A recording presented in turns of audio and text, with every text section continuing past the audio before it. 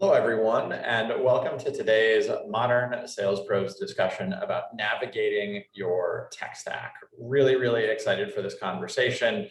It's a hot marketplace out there, so hot. I wish we had the meme for that right now. But we're joined by the one and only Jordan Henderson from ringDNA. Jordan, we've done this a lot. You just flew a red eye. I got to ask you, what tips do you have for folks that are getting back out there and hopping on the planes again to travel? Because red eyes at our age aren't as easy as they used to be.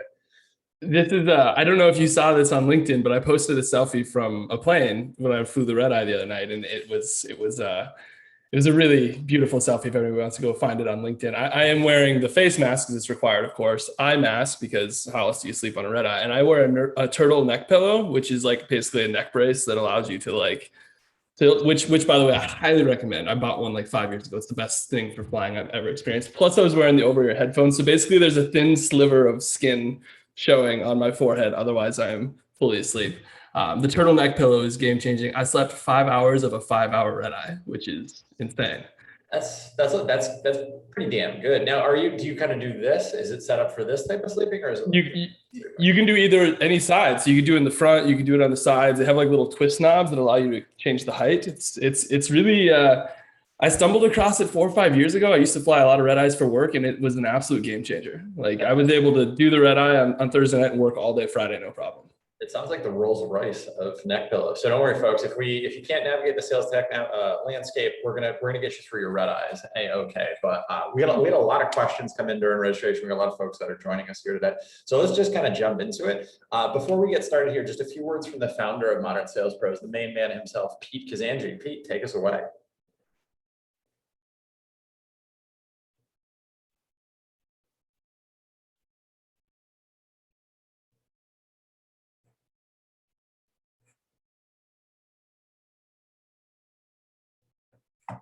All right, thank you.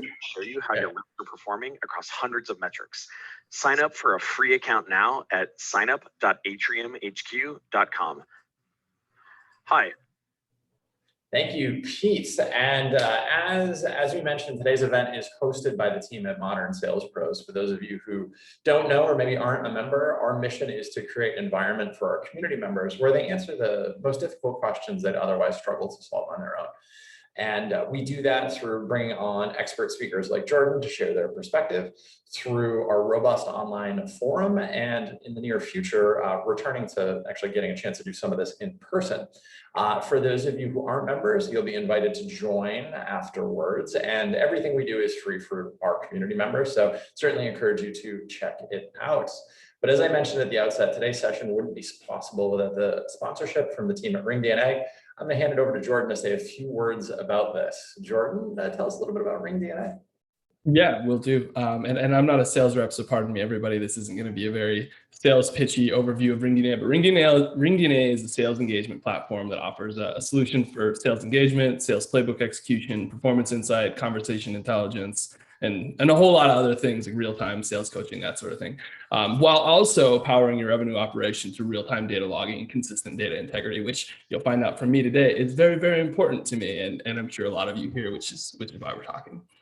The data, who would have thought the data is important in this day and age? You know, it's both valuable and important. I think we've all learned that over the past 20 years, potentially. I love it. Well, folks, so just to set a little context around this, the conversation comes up quite often in the community. It's a conversation I have with many of my peers of how the heck do I navigate this geometrically growing space of tools that are purpose-built to help me prospect better, to nail my quotas, to build better territory plans, to close more deals more quickly. It's not easy. And Jordan has been with and spoken with MSP many times in the past, but he's got some really strong first principles here. And given we're about midway through the year, sometimes this is when folks peek their head up and they're like, is the tech stack I got, is it working? So Jordan's going to walk us through how he thinks about navigating the sales tech marketplace. But one thing I will say before Jordan introduces himself, please do take advantage of this time. This is a pretty gnarly topic. It's not one size fits all by any stretch of the imagination. So please do take advantage of the time that we have Jordan here today. But with that, I'm going to hand it off to Jordan to introduce himself, and then we're going to jump into this pretty meaty conversation. Yeah, this is a very meaty conversation. So I have to follow up with the same encouragement. Q&A going to be super important here, right? It's a very nuanced topic, so I'd love to hear everybody's questions. So introduction for myself, I am the head of revenue operations at ringDNA. I'm actually a lawyer by background and sort of segued over the years into technology, and through the process have managed CS teams, sales teams, SDR teams, ops teams, and actually marketing teams, while also still being a licensed attorney. So I sort of have I have experience in each of the buckets that falls under the revenue operations team, which is sort of how I ended up at ringDNA, where we're running a sales enablement and really a revenue operations platform. Love it, and we're excited to have you here. And folks, use the Q&A panel. We've got Jordan for about till the top of the hour here. But kind of jumping into it, there's a lot of new tools in the space, and there's new tools coming out at quite a rapid pace. Jordan, I know there's like 4 or 5 things that you ask yourself when you start to think about new tooling that's available. Maybe let's start there, and then we can kind of jump into some other components. Yeah.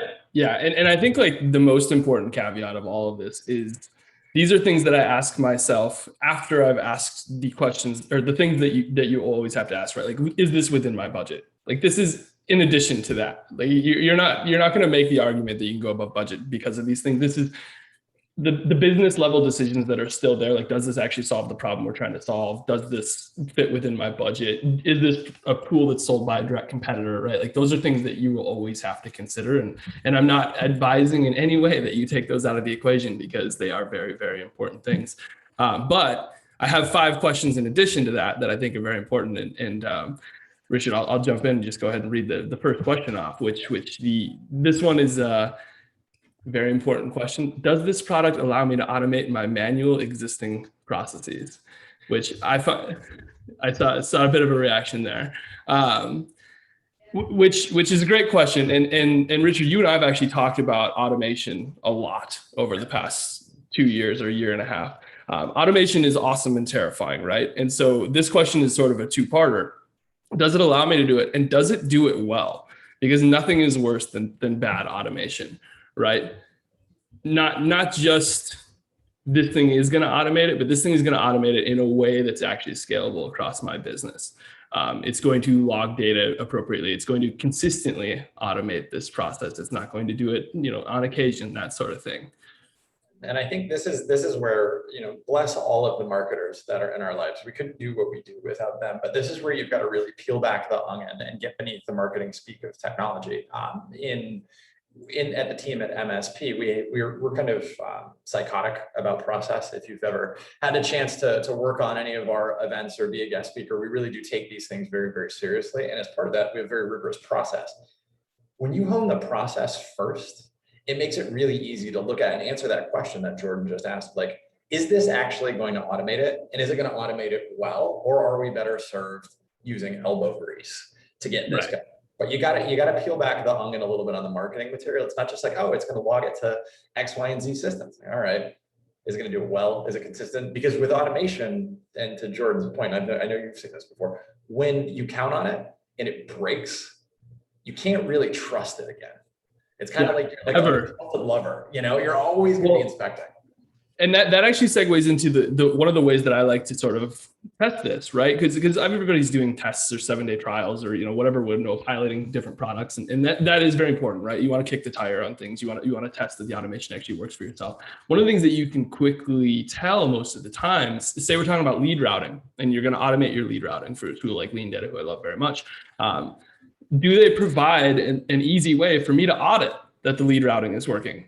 Because if they do, then that shows a level of confidence in their own automation, right? And if they don't provide a way for me to audit that, that's terrifying to me. Like, if I can't just open something up and it tells me everything is working, then I don't have confidence that you have confidence that you want to show me that information, right? And so that's a really simple way. Like, ask that question: is there a way for me to audit that the automation is working? And if the answer is no, that's scary. Like, why? Why is that the answer? And is there a way for us to set that up? Because I want to test this, but I also want to be able to confidently know that this is working consistently, right? And I think this becomes something that's important too, as you start to put more and more weight onto, especially back just on this automation point, as you count on it more and more and more, understanding if it breaks, where it breaks that's like part and parcel to being able to troubleshoot. It's not just, well, it didn't work. It's like, okay, where did that break actually happen? Was it here? Lead routing is a great example. Was it when the lead came in? Was it when it was enriched with data from our intent provider? Was it when it was enriched with data from our individual data provider? Was it when it went into our engagement tool? Like, where did it actually break? Versus just being like, oh, the lead, just didn't get there. Right. Right. And like, did the platform break, or did my routing that I set up break, or did my HubSpot integration break? Like there's all sorts of things, right? Super, super important. And for what it's worth, LeanData, since I said their name, I will say this, they do actually have a feature called audit logs, which you can click and then go look at all the audit, which is awesome. I use it all the time because, lo and behold, I screw up routing quite a bit. I think everybody does. But yeah, so go ahead. No, I was smiling at that because it's something when we've had on Evan in the past, the CEO and co-founder at LeanData, he talks a lot about the importance of being able to audit, because now there's more and more tools going into enriching that lead before it shows up in an AE or SDR's to-do list. Yeah, and things happen, like integrations changing, right? Which is actually a really good segue into my second question. So we've sort of teed this up beautifully. Integrations change all the time, and there are different levels of integration. And so the second question that I like to ask is, what is the actual level of integration of the tool to my CRM, for instance, right? Like if I'm buying a tool like a routing system or a dialer or anything, I want to know, how is this integrated into my tech stack currently, right? And I would break the answers of this down into a tiered list of categories. So no integration at all, right? Like if I'm selling you a cell phone to use as your dialer, this does not integrate into your Salesforce component, right? Like I'm going to have to take every phone call I make, I'm going to manually enter it into Salesforce, and that's never going to happen. The reality is there'll be no calls in Salesforce. So there's unilateral integrations, which are this platform pushes data into it or pulls data from it, but it's not pushing both ways, and it's connected by some sort of API where it's only a one-way API, right? So maybe my platform has a closed API, but Salesforce has an open one. So I'll connect it to Salesforce, push data in, but I won't pull data back. There's a bilateral integration, similar API connectivity, whatever that is. It'll push data back and forth, usually does it at some interval, 15 minutes, 20 minutes, 30 minutes, something like that. You can schedule them out. It's pushing data, limited field sets, that sort of thing, but it does that. And then there's a native integration, which is built within, right? It lives within the ecosystem of that larger tool, which HubSpot has tons of tools that are native to it. Salesforce has tons of tools that are native to it. Really, really powerful. Those are real time, right? They're basically just a feature set in a lot of ways of that bigger platform. And then finally, integration by platform, which is essentially like this thing is just built by the same company, right? So I already own this tool from this company, I'm buying this additional tool from this company. We talk about like ZoomInfo, Richard.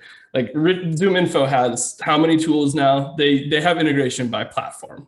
Like it is a cross-platform thing, which in a lot of ways is similar to native integration, but it is a different thing because they're going to continue to build on that a little bit differently.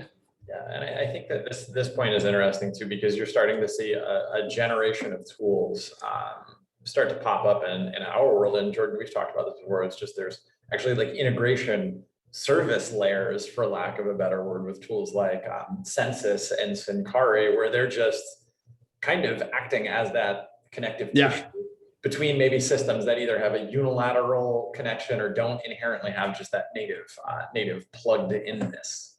Right. And by the way, everybody, this is my wordiest question, so I apologize. I know this one gets a little in depth, but it is a very important one because all of this stems back to data integrity, which is the foundation of revenue operations is data integrity. We can't make decisions without accurate data. If I don't have good integrations, if I'm not built out to actually log things into my CRM or log things into whatever I'm using as my system of record, I can't do RevOps at all. It handcuffs the entire thing. So this is a point and crucial question, which is why it's very wordy. But when we talk about like Syncari and Workato and Tray and Zapier, even awesome tools, they're building such cool things. I wish they didn't exist.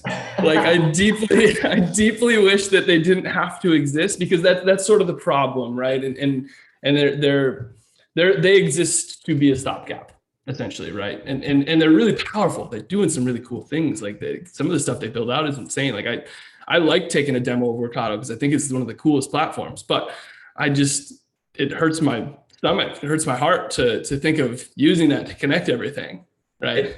It's certainly a spicy take, but I mean, it does, if we're building, like if we kind of pull this back, data integrity and making it really easy for our pesky AEs and SDRs to get data into systems. Back to the lean data story, even in a generally innocent case, the more hops that data has to make, there's so many challenges that can happen there, which is why understanding timing. Yep. Yeah, timing is problematic. Think about lead flow, right? Like if I'm creating a lead and then enriching from 3 sources, it needs to be enriched before it hits lean data, because I almost certainly want the data that I'm enriching with to take part in my routing. But if that has a 20-minute delay because of the timing of my API connection that's pushed through Zapier, then I'm going to have a huge problem when I route my lead. I'm either going to delay routing for an hour, which is hugely problematic because speed to lead is very, very important when I get a demo request, or I'm going to route based with less information, and therefore the data source that I'm using is less useful. And so all of these are huge problems, right? And it's just who knew that routing was the best example of how to vet software products, but it really is. It's the one where timing matters and data integrity matters a ton, right? And if you don't get it right, your AEs are going to suffer, or they're going to crumble, which you never quite want. Jordan, this is a good live question, and there's probably, I don't know the right time to put it in here, but I'm going to just throw it out because it's come up during registration. There's thousands of vendors in the space. I would say there's more than a few categories of vendors. At some point today, let's make sure we get through kind of what your tech stack categorization looks like and where you would start. And as you scale your organization, what else you would add to it. We can take that now. We can take it after we get through, the next couple of questions, wherever it feels best for you. Yeah, I mean, we can. I'm always happy to jump into a question. That is a big question. That's a really big question. And I'm going to give you. There's a thing in law school they teach you, like your first day of law school, which is the answer to all questions is actually it depends. And the answer to that question is probably it depends. Because when we talk about like where to start, like I do think CRM is the foundational place to start, right? Like if you don't have a CRM, you're building tech stack. You can't even answer the questions around integration. You can't put anything into a data source. You can't really totally do revenue operations because everything will be disconnected. It sort of has to be the hub of your hub and spoke tech stack model. So that one I think is a pretty uniform place to start. But then from where to go next just totally depends on your business. So if you have a business that's oriented around purely, sales outbound, obviously HubSpot and Pardot aren't going to be your top investments, and lean data wouldn't be a top investment because you wouldn't need to worry about lead routing and that sort of thing. You would want Zoom Info and some sort of sales enablement software or Seamless, right? Like you would want the tools that are going to solve the problems that you're actually going to face. And so I would still make my directional decisions about, where to go in building my tech stack from the ground up, based on what problems I'm trying to solve for my business currently, or what teams I'm trying to enable. So if I have an outbound team, I need to enable them to make phone calls, send emails, find contact information, and log that into a system. So I need those tools. Or if I'm purely on marketing, I need a HubSpot or a Pardot to run all my ads and get all my data back so I can make better decisions. And I need probably content generation software and Google AdWords and all sorts of different things, right? But none of that would change based on the decisions we're talking about today. What I would use these to do is then take, like, great, so we need a marketing software, take these questions and ask them when you're looking at marketing softwares, right? Yeah. I feel like that was a very long way to answer a question that didn't actually give a firm answer. No, I think it's a good starting point. And just to recap back for folks is, CRM, you're not going to get any pushback on that, right? You got to have somewhere that this data lives in. There's probably a separate question to have. Should it all live in the CRM? Should it go to the data warehouse? Like, look, CRM is where it's actionable. You don't need to be a data scientist to use it. From there, what Jordan's saying is really strong first principles. What business problems are you trying to solve? And it's going to be your tech stack that you deploy out of the gate is going to be different depending on the type of motion that you have, depending on what your problems are that you're trying to solve for. Yeah, totally. I mean, there's a universe where you have such a great product and a click to sign up online portal where people are popping their credit card information. And the most important thing past CRM for you to get is billing software, right? Like that's totally possible. I'm sure somebody's had that problem. I'd like to meet them and shake their hand, but like it is a universe where that could happen. Like, it's totally a possibility. So there is no firm answer to the question. It's solve the business problem. I love that answer. I think that was a great answer. Cool. I'll take it. I'll take the vote of confidence halfway through. Feels pretty good. And it doesn't change the point though that you said the very first thing, like all the data's got to get into the one place. And like that, like regardless of, is it billing? Is it a product analytics system? Is it an engagement system? Is it a dialing system? Is it an enrichment system? Is it intent? Is it conversation intelligence? Like we can keep going through the categories. Is it CPQ? Is it quoting? It's all going to end up in the same place. And if it doesn't interoperate, like it's almost a moot point. Yeah, exactly. Which actually is a pretty solid segue into my third question, which is I need data in a system, but I need data at the point of decision. So the question that I would ask is, does this technology provide the necessary data to make a decision at a logical point where a decision is going to need to be made?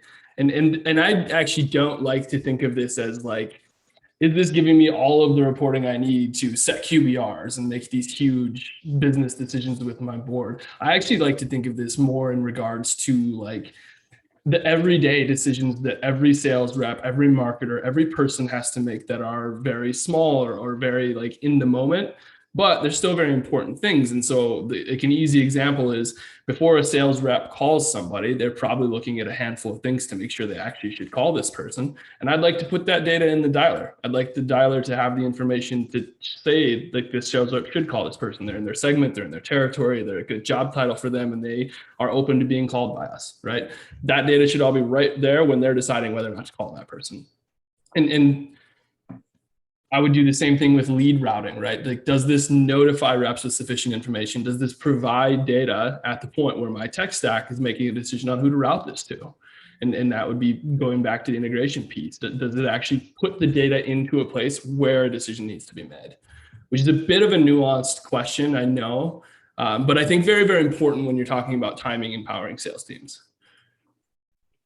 I think the other part on that too is one of the key roles of revenue operations is to translate data into information. How can you do that? You put it at the right place. And I'm also, there's a question kind of coming up, and I'm going to just handle this real quick. What are all the categories? I'm going to share, David Delaney and the team at Tenbound have pulled this together.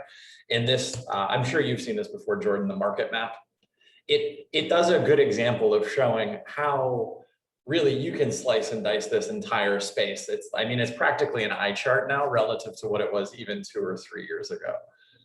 It's insane.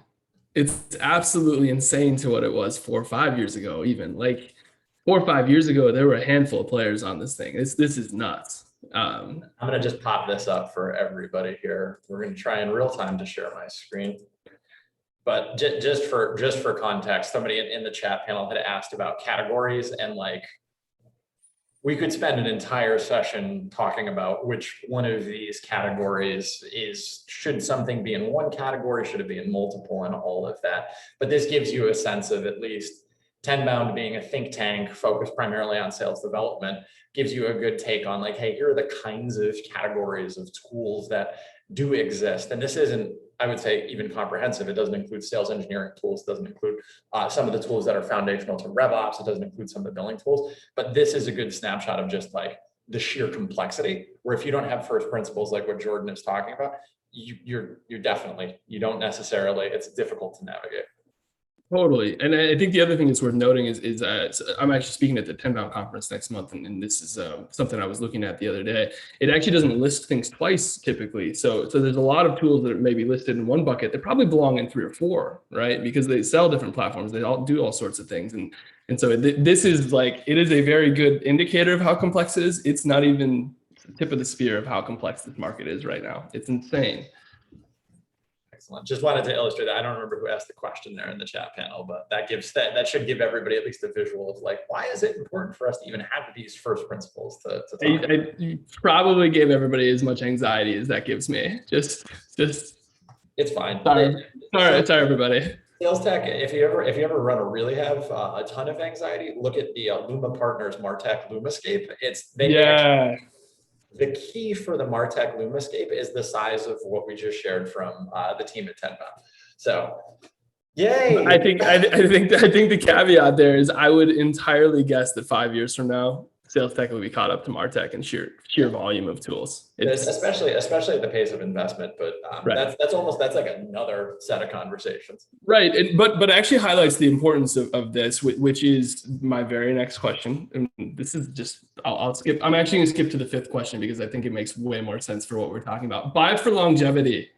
Like that is a very crucial thing, right? And I think we all think about it like, hey, I'm going to buy this tool. It fits my team right now. But the question you have to ask yourself is how long will I be able to use this product? Like reality of my growth goals and where we're going to go in the next 2, 3, 4, 5 years. How long will I be able to use this? So I'm talking about if you're going to buy a CRM and you're looking at, the various CRMs on the market, and you're like, great, I have 20 people. This CRM will be totally fine for me. But ask yourself the question, are you going to be 60 people in a year, 100 people in 2 years, 3 years? If the answer is yes, then you should buy the CRM that you can fit into, if you can afford it, of course. Again, not ignoring those questions. But otherwise, the effort, the time of implementing and re-implementing those things, the data loss that inevitably happens, the change across your team, change management is a very difficult thing, especially on employees. Those things are all going to impact you very negatively. And it's going to save you from having to make that decision every 3 years, which is also very, very important. You're getting better deals, that sort of thing. With that, Jordan, when you're looking at the tools that you've bought and the tools that you're thinking about investing in, do you circle back on that decision criteria maybe a couple months before renewal? Like, hey, we bought this tool, we thought we were going to do this. Are we using it to its full effect? Is that part of the process that you run internally? Absolutely. 1,000% revisit every tool. 90 days is typically what I'd recommend. A lot, and check your contract, make sure that you don't have to give notification because most of your contracts will have auto renew. This is very important. Check the contract, make sure that you have more time than that. Usually it's a 30-day notification for auto renew. So 90 days is typically an okay window. 90 days, revisit it. And the things that I look at are essentially still the same things, right? Like the same questions that I would look at the outset. The additional thing is a lot of times products will release new features and new things that you maybe don't even know about, because if you guys are like me, you own 20, 30 tech stack tools and you're getting products like, hey, product update emails every week from 30 tools. I don't read those. And so I might go 6 months and not have any idea the new features available in a tool. And that's a good time for me to go and see that feature and say, hey, this maybe is something we can use to power this part of our revenue engine, or we could get a little better adoption using this. So that'll be really powerful if I integrate it over here, right? And so it's not just, is this still solving the problem, but what else can it do? It's been 9 months. Engineering teams are agile. They have built some things, I promise. No, I love it. And a great question coming in from Alyssa. And this is something that we had talked about in prep. It came up during registration as well. How do you deal with tools where there's overlap, right? We talked about ZoomInfo. Like, it feels like they're going to eat the earth at some point in time. They do a little bit of everything. And I think most of us knew 2 or 3 years ago, ZoomInfo is just data. But now there's conversation intelligence, there's some lightweight forecasting, there's a sales engagement tool. How do you handle that when you think, or what advice do you have for folks where there's maybe overlapping functionality, right?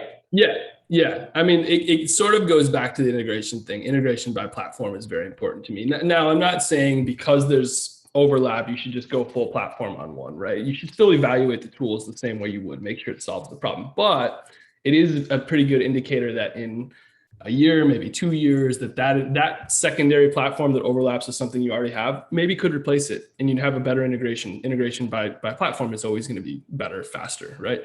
And so it's something that when evaluating it, I would look at, hey, like maybe we want to replace this, maybe we want to schedule replacing it, maybe we don't, but we should know that we want to revisit that every single time we come up for renewal. And I want to look at that again. I want to look at that platform every single year. Maybe they've made a whole bunch of changes and it's going to be on par with what I currently have, but I can get better pricing because I'm already a customer of that company, which is very important, right? That's something that every company will do. By the way, if anybody hasn't negotiated, if you're buying more products from a company, you will get a better deal on all of those products. You can negotiate across the board discount for that. And so that's also a huge advantage of platform plays, right? I think there's actually a different flavor of this. And Alyssa, thank you for clarifying your question. So I think great advice, right? As tools start to have more overlapping functionality, kind of flipping that question a little bit on its ear. for an organization that's growing and they're acquiring companies that maybe have disparate tech stacks, where do you get started, right? Some of the tech is the same, some of the tech is different. Any other best practices that you've seen or advice that you would have around kind of getting back to your first principle, right? Getting all that data into one place, like where the heck do you start? How do you start? And that's a great problem to have, by the way. That seems like a total champagne problem there. So yeah, so we're talking about buying a company and integrating them back into, I mean, my honest answer is I've never been at a company that acquired another company and had to integrate all of that back into my tech stack. Overlapping tools would be very hard in that scenario. I've been in situations similar to that where we've had, maybe an SDR team using one tool and a sales team using another tool, and that was an overlapping tool, right? And that doesn't really make sense. And that comes from, honestly, misalignment across your revenue operations, where you have a sales manager on the SDR team buying something and a sales manager on the A team buying something, and they should have the same thing, which I think is probably a similar problem. Just eliminate it. The honest answer is like, you need to decide which ones to kill. I don't think you can have duplicate platforms and actually manage all the data and have accurate data that's logging in the same ways if you have that. So in that regard, I would just pare down and decide at renewals, of course, because I don't recommend anybody try to cancel contracts. What a headache. But try to eliminate, pick which tool is actually going to solve the problems that are best for you and move it forward. Which tools have been adopted the most, which tool has the better pricing, which tool has better data integrity, better integrations, all of the same questions. Do this full evaluation across them, but then pick one. And I think another part on that too is the idea of the change management, change control, right? There's only so many tooling changes that an organization can make. One part of this is understanding the strategy of the acquisition. There's like a broader business context happening here. There's maybe a little bit of group therapy that happens, to Jordan's point, where it's like, hey, what's working well, what's working not. But with these sorts of transformations, it's you kind of got to say, hey, at this point in time, we're going to have one CRM. At this point in time, we're going to have one sales engagement tool, and then that becomes the forcing function for you to figure it the heck out. Yeah, and do the because some half of your business is going to get migrated to a new tool, right? And they're going to be upset about that inevitably. Like, of course, there's going to be a handful of people that are like, "How dare you do this?" But that happens when you buy new tools, anyways. You're used to handling this, right? Because basically, when you buy a new tool, typically you are replacing something that already exists in some way, shape, or form, and treat it the same way. Focus on adoption. Make sure there's some overlap so that if you have any implementation issues, you have a fallback for a safety net for a brief period of time. Focus on adoption for a few months, explain to the team thoroughly many, many times why this tool is better and why it's going to help them make more money and why it's going to help the company make more money, and really go through that whole process as if it's a brand new implementation, even though it's a tool that you've already owned. And by the way, I would actually talk to that tool, because you're obviously going to do demos and stuff, and have them do training sessions and have them treat it as a whole new implementation. And they probably will, because if you've just bought a company, you're high value to them, and they will be happy to send an implementation manager to help you out, I promise. Great advice, great perspective all around. Jordan, let's get through the last point, and then we can take some of these questions and kind of keep going back and forth. By the way, keep the questions coming. These are great. These are awesome. And the last question is sort of totally in line with all of that. And this one is very obvious to me. I have to ask this question, but I think very important for me to have written down anyways is, will this product help me align marketing, sales, and customer success? And the way I think about this is typically somebody's going to come to you with a problem that's like, we're not making enough phone calls. Our leads are routing manually, right? And your job is to go find something to route leads or find something to power phone calls better, right? Like you're solving a problem that has been presented to you. That is sales, that is purchasing. Look past that in the process. What else can this do? Will it actually help me in 3, 4, 5 other ways? Like, does it have features that put data into my system, but then push it through to HubSpot to help marketing do this, right? Like, is it going to give me other capabilities that I can potentially solve other problems for other teams? So don't just look at sales tools as sales tools. Think of sales tools as revenue alignment tools. Like, yes, it solves the problem I need to solve, but does it also help marketing? Can I use it to inform CS? Can I use it to help my product teams, right? Like, think about it sort of cross-departmentally instead of getting so laser focused on one problem. And that's the sole point of the question, right? It might help you solve things that aren't problems that they will be in the future. It might help you align teams in a way to make them much closer. Like Lean Data is, again, a great example of a product that helps you do that. Lean Data helps me align my sales and marketing teams very, very closely in a lot of ways. And that's a very powerful thing that for us as a business. But it doesn't just solve one problem. It does align those things. And that's the sort of important thing to vet, I think, here. That also plays into integrations, data at the point of decision, and whether or not I'm going to keep this thing for a long time, right? Because if I'm using it to align a lot of teams, its longevity is pretty firmly guaranteed in my business. That's for sure. It becomes part of the way that business gets done, right? That tool is part of it. We can't operate without it. It's a fundamental process to us, right? Yeah, and so a couple questions now. Let's flip back to some of the live questions. I want to start with who's this? I think it was Griffin. Griffin, great question here. This is just about RevOps, Jordan. Where, and I think this sets the stage for some other questions too. Where's the right place in quotes for RevOps? Where should RevOps live? You know, that age-old question.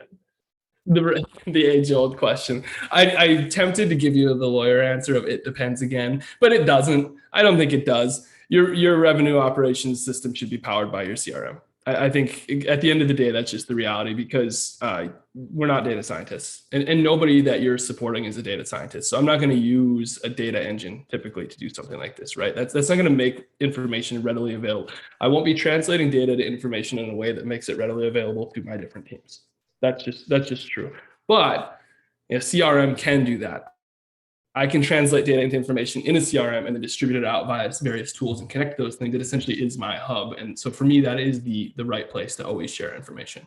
Yeah, no, I think there's only one right place for that, and that connects to all those things. Now, I want to flip it a little bit and talk about the people, like the humans, revenue operations of an organization. I think we've had this discussion probably a dozen times, and I know the answer is it depends. But what are some ways that folks can think about where revenue operations, humans, where that organization should fall? We've heard CRO, right, your chief revenue officer. We've heard COO, your chief operating officer. I think one thread we had was should there be a chief revenue operations officer? Like where should that organization live? Yeah, the honest answer to this question, and I'm gonna spell this out. I report to the chief sales officer. It works very well for us at ringDNA. So I will caveat the whole answer to that. But my real answer to that question is it doesn't matter. The thing that matters is that your executive teams are firmly bought into the idea of revenue operations, and that you have the executive leadership backing to do all the things the revenue operation needs to do. And I mean like CEO down mandate, not just backing, a mandate to make this a reality. As long as that's true, it doesn't matter if it's a separate division, you report to the CMO or the CRO or the CSO like I do, you will have the mandate and the authority and the autonomy to go do the things that you need to do, right? And now in my case, our CSO is somebody who I've considered a friend and a mentor for a very long time. And so it works very well for us in this regard. It might work better for somebody to work for a CMO or a CRO. Totally fine. The mandate is the thing that actually matters. Just echoing that, right? We've had this conversation a lot in the forum with guests like Jordan, you can't bottoms up revenue operations as a discipline. It's got to be a combination of bottoms up and then the charter top down. And that's actually a good segue into Bert's question, which is, as you think about some of this, right, there's a component of discovery. How do you actually find out the problems that folks in sales, folks in marketing, folks in CS, where maybe they're not vocal about it, right? They're just like, oh, this stinks and I'm going to deal with it. That's a really good question, and something we did not touch on at all in this conversation. But who asked that? Bert? Bert, yeah, great question. Bert, you're the man. Thank you for this, because this is super important. Before you start any of the process of buying a tool, if a sales manager says, hey, we need something to make more dials, don't just go start vetting dialers. To say like, great, can we set up an hour and we're going to talk about what problem we're trying to solve? Because I guarantee it's not just he wants to see more dials. I guarantee there's 7 other problems that if you dig through that and treat it like a sales discovery, right? Like, and you can have the conversation with, say it's your sales manager in this instance, like, hey, if I was an AE talking to you, you're trying to buy something, what questions would you want me to ask you? Like, should I ask you about like, why do you want to make more phone calls? Like, how do you want to make them? What's important to you in your phone calls? Dig deeper into each questions and layer questions in to get to what the actual problems are, because typically they're going to give you, like Richard said, in the sort of bird's precipice of the question, like, hey, I need to solve this problem. That's not the whole story, and that's a very tiny piece of it, right? And so make sure you're doing 1, maybe 2, maybe 3 full internal calls about discovery to understand the things you're trying to solve. And then also while you're purchasing things, involve them in the process, because you're going to need their buy-in. So once you've vetted some tools and you've started to make some decisions, then go back to that person and say, hey, here's the 3 tools I'm looking at. We need you to come in and vet these with us. Maybe we want to run trials with you, that sort of thing, to actually make sure that when you get to the adoption stages, you have somebody with some buy-in. But the first piece, the discovery, the internal discovery, so very important. Great. It's a great question. And Jordan, I'd love your perspective. We've heard from other folks that sometimes they have RevOps or sales ops actually do ride-alongs where they go back in the day, right? They'd actually go sit over in the sales floor, or now they just shadow, hey, show me how you make dials. Yeah. Do you do that at ringDNA? Do you do like the ride? Totally. Yeah. Totally. We actually have a feature called Team Listen-ins that allows me to listen into things. Aside from that, we do like Loom videos. Like, hey, like, cool, record like an hour of your day and send me that video so I can watch it. And that, by the way, that's awesome, because I can just watch their whole screen from like an hour that they've recorded, and I can see everything. I don't have to like pause them to ask questions. I can just pause and look at whatever I look at, and I'll take notes and send it back to them. Like, hey, here are all my questions about what you were doing and why you were doing it. And sometimes, for what it's worth, the rep will be like, I'm having this huge problem. And you're like, well, it's because you don't know where to click in Salesforce. Like, it has nothing to do with that you need a new tool. You've just sent me a video that shows me that we need to do a training, very important for the entire team, on how to do this thing in Salesforce, which is going to save everybody a ton of time. Still is equally, honestly, better scenario. I don't have to buy a tool. We're fixing the problem, right? There's an element of this too, just to kind of go deep on this. There's an element of this is the product management part of revenue operations, right? You're the product manager for the revenue assembly line. And this is an area where like understanding how to ask that question, understanding how to get the answer. That's not just, I need a dialer and then go out and find a dialer, but really getting behind the question behind the question and the question behind that is what's going to separate the wheat from the chaff in terms of revenue ops excellence at your organization. I would, in that regard, by the way, recommend that all RevOps people actually do discovery training, because it's super valuable. I've done a ton of discovery training, and I've sold a bunch. So it's sort of something I've done. And I still do actually attend discovery training whenever we have it, because it's so important in this role. I mean, it just absolutely is. It's great. Great points all around. Right. See, we got a whole bunch more questions coming. You want to do some questions? You want to talk about some stuff? I like this one. And you've talked about this in the past, so this is actually a good one to set you up for. This question from Juan: when and where, like, what's the ratio for RevOps to other people, right? When's the right time to hire that first person? And Jordan's got a little bit of a hot take on this. So it's a little like medium to hot, I would say. I love this question. It's an awesome question, by the way. And I don't like that I have hot takes, because I feel like it diminishes people asking me questions, but I definitely have hot takes and strong opinions. So it is a good question. The answer is there's a lot of people talking about RevOps out there that'll be like, RevOps needs to be your third hire. They don't. We don't.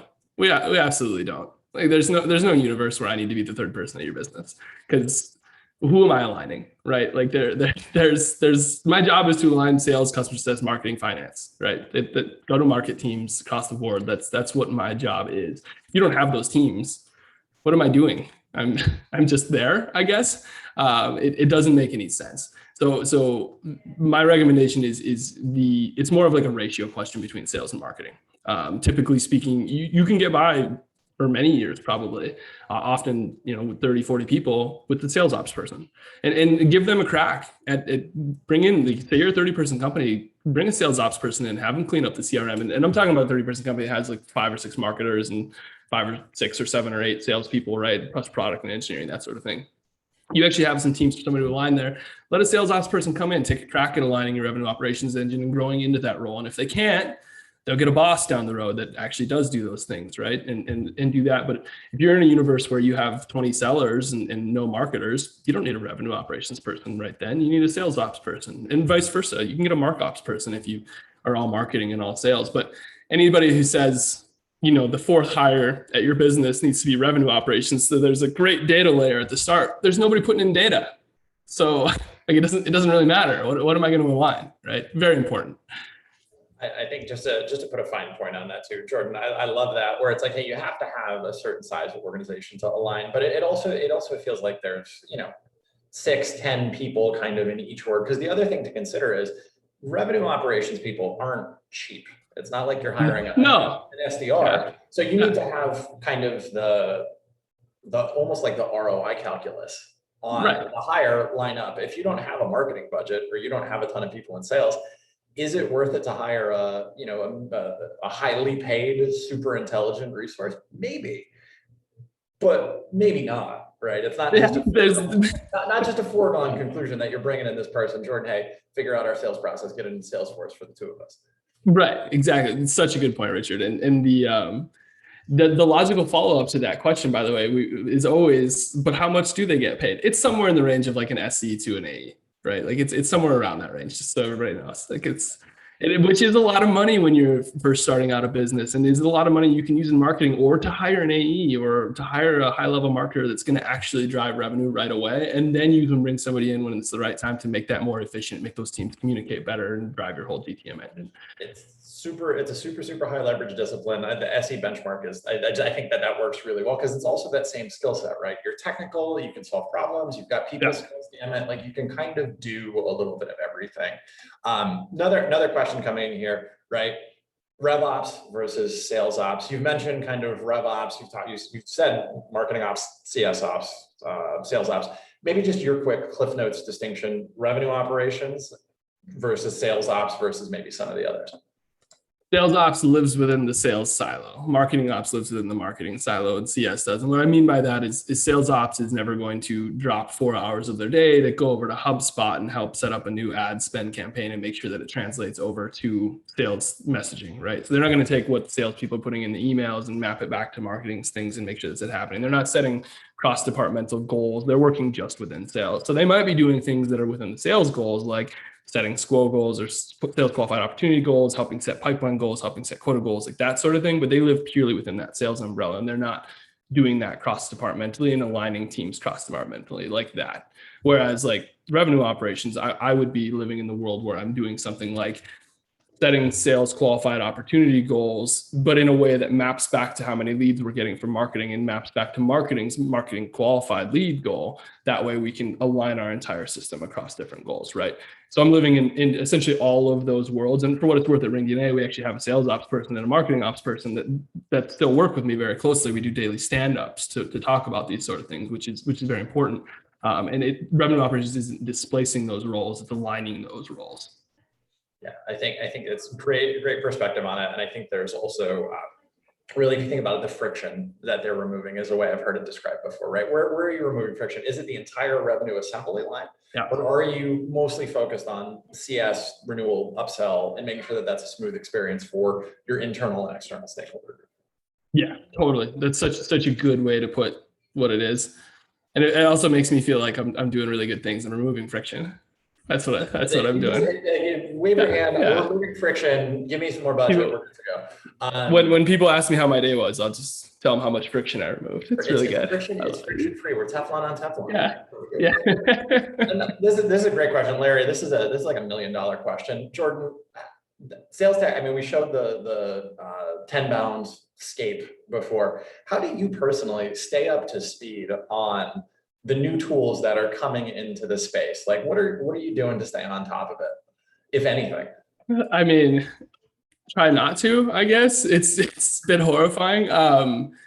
I read some G2 stuff. I think G2 does a really good job of reviewing tech stacks and doing that sort of thing. And I know I actually read the MSP newsletter. You guys like drop some things about tech stack in there, which is kind of nice. Yeah. It's good. You guys drop some tech stack information in there. Take demos. I take 1 or 2 demos a week, honestly. Salespeople will be reaching out to you constantly, whether or not they're solving a problem that you have or don't. It might be one you have in the future. So maybe you want to take a peek at what they're building.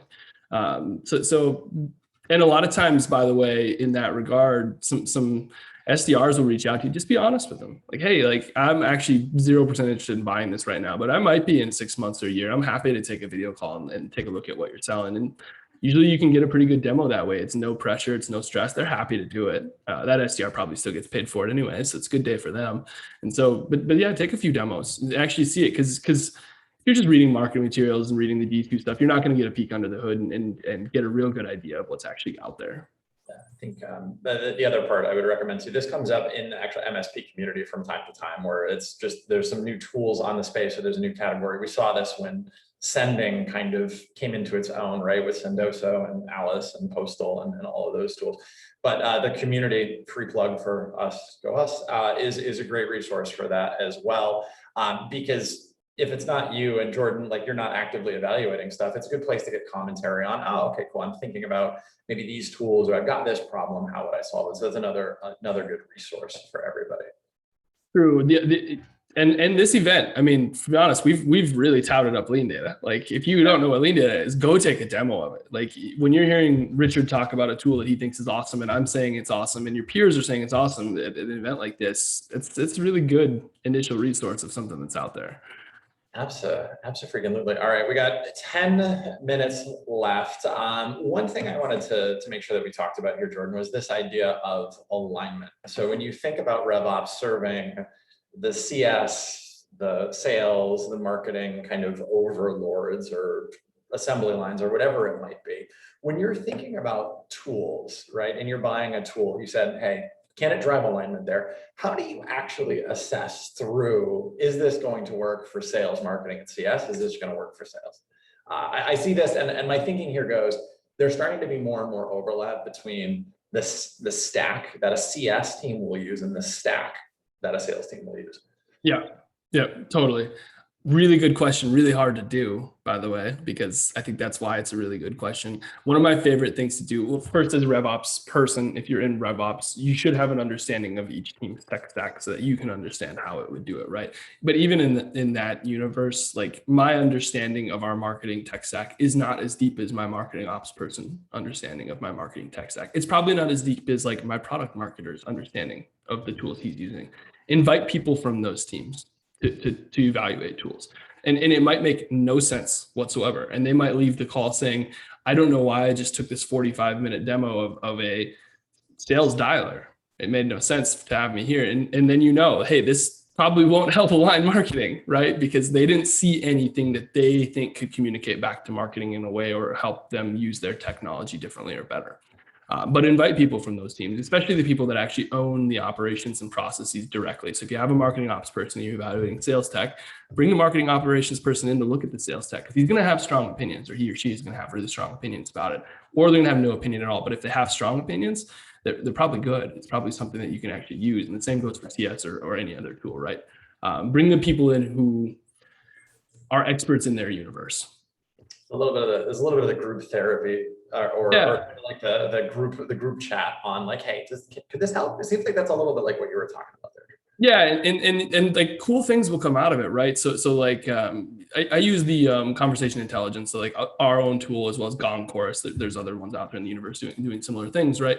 I showed that to a marketer, and a marketer was like, oh, well, we could totally use positive disposition calls, handling objections to inform what we're saying in our marketing materials. Like, I wouldn't have thought of that in the sales universe. A salesperson wasn't going to think of that, right? A sales ops person wasn't going to think of that, but a product marketer sure did right away. And that's a huge value add for that tool specifically. So now we have a product marketer that's listening to sales conversations and then drawing like, hey, here's how they handled objection into the content that we're putting out on the product marketing side, which is only making our entire revenue operation better. It's a really easy, simple thing that who would think of that unless that person was there to think of it, right? I think that it's that like serendipitous discovery only comes from sharing stuff because we're all busy, and that's like another factor of alignment here. Like just letting folks know what you got. I think that really muscularly integrated conversation intelligence is super powerful in like every direction, right? When I was you don't have to be a product manager and sit on calls anymore. It's like, hey, here's the snippet where the customer was lamenting about the pain they had that we think you should go through.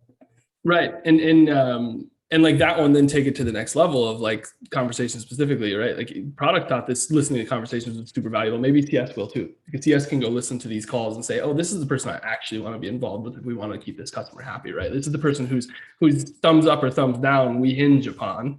That's who I need to build a relationship with. Maybe that's valuable. Maybe there was things in the calls that product can use to inform what they're doing next and what they prioritize.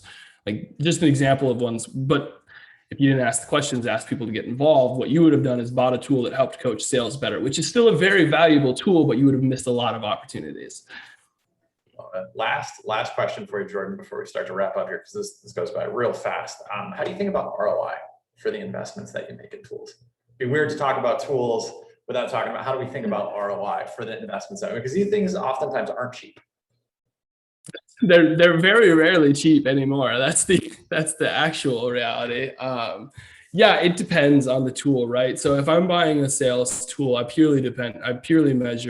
like to measure, same as marketing, like to measure how it's actually impacting the goals that I am trying to solve problems in relation to. So if marketing comes to me and says, we need a tool to help us better do marketing attribution. Great. That isn't something that's necessarily going to help us close more business.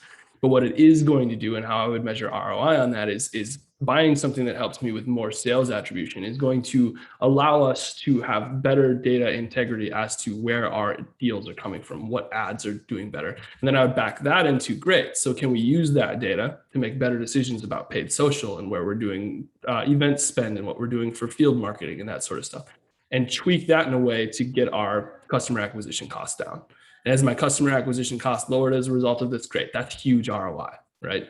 And that amortizes because I'm typically buying software for a 1-year subscription. So I amortize whatever my ROI is based on a month, and it might take a long time to do that. It might do that. There's also going to be tools where I can't even though that's a tenuous relationship, there's gonna be tools where there's just no relationship to any direct revenue whatsoever. And the ROI on that is this solving the problem? Is it keeping my folks happy in some way, right? Like that to me is often a good thing. Like, am I avoiding employee churn because we have this tool that everybody likes to use and thinks it drives efficiency and has adopted very, very well? It doesn't do anything that's measurable in terms of ROI directly, but those people do. And that's very, very important to me. So it can be a variety of things. The biggest thing I'd always just back it into is I guess, where exactly is the value of the thing I'm trying to solve, and then measure it. And I would decide that before I bought the thing at all, right? Like, am I buying something at the outset that's going to have no regard to, cool, I need to go into the whole process with the agreed upon principle that we are buying something that's going to help us keep employees longer. And that's fine. That's a great reason to buy a tool. But everybody needs to agree to that before we buy the tool, right? Which is probably the most important bit of the whole thing. And I really got there in a long way. I think it's a fine point, but it goes back to some of the first things that you said, right? Like, why the heck are you buying a tool in the first place? Is there business value? What's that business value? And then some of these first principles here. Yeah, totally. But yeah, I mean, I think deciding on it at the outset, here's how we're going to measure ROI. Here's the impact it's going to have before you buy the tool. Then you measure it. Jordan, unsurprisingly, we went through an hour just like that. Really, the ringDNA information's in there. We put Jordan's LinkedIn in there. Reach out to him. He's truly one of the brightest minds in this space. Jordan, I know you're super busy. It's the end of the month. It's the end of the quarter. You're traveling. I really appreciate you taking some time to have this conversation with us here today. I hope safe rest of your travels and good luck with the balance of the last couple of days of the quarter. And thank you again. Really kind words. Thank you. And thank you for having me. Always love joining. Thanks, everyone. Take care, everybody. Stay safe. Talk soon.